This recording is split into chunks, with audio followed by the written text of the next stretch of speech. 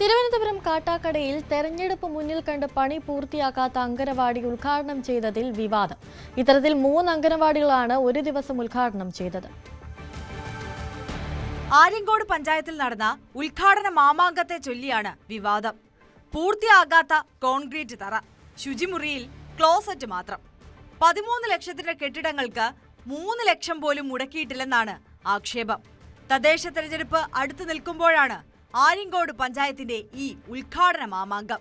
കഴിഞ്ഞ 6-ാം തീയതിയാണ് തിരക്കിട്ടുള്ള ഉദ്ഘാടനം നടന്നത്.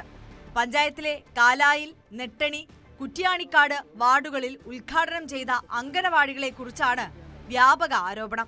പണി പൂർത്തിയാക്കാതെ നടത്തിയ ഉദ്ഘാടനത്തിൽ പ്രതിഷേധത്തിലാണ് നാട്ടുകാർ. 13,30,000 ചെലവായ തുകയെന്ന് ശിലാഫലകത്തിൽ കുറിച്ചിട്ടുണ്ട്. എന്നാൽ ഇതിൽ അഴിമതിയുണ്ടെന്നാണ് ഉയരുന്ന ആരോപണം.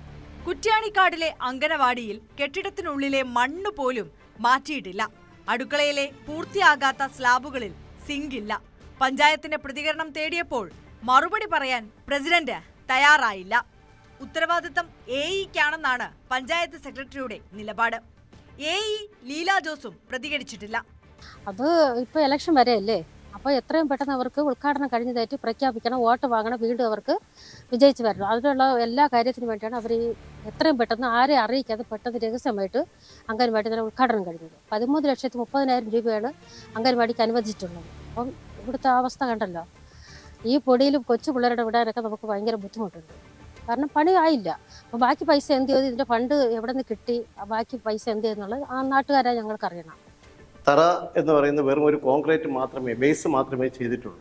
അതിനപ്പുറം തറ ടൈല് ചെയ്യുകയോ, ഇവിടെ കിച്ചണുണ്ട്. കിച്ചൺ എന്ന് പറയുന്നത് ഒരു സ്ലാബ് ചെയ്തിട്ടുണ്ട്, സിങ്ക് ടാങ്കിന് വേണ്ടി ഒരു കോളം ചെയ്തിട്ടുണ്ട്. അതിനപ്പുറം അവിടെ ഒരു സിങ്ക് ടാങ്കോ അല്ലെങ്കിൽ അവിടെ വെള്ളം വരേണ്ട സംവിധാനം ഒന്നും ചെയ്തിട്ടില്ല.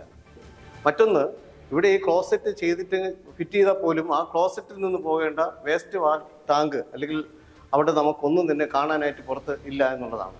വേസ്റ്റ് ടാങ്ക് ഒന്നോ ഇല്ല, വെറുതെ ഒരു കുഴി കുഴിച്ചിട്ടുണ്ട്, അല്ലാതെ അതിൽ കണക്ഷനോ മറ്റ് സംവിധാനങ്ങളോ ഒന്നുമില്ല.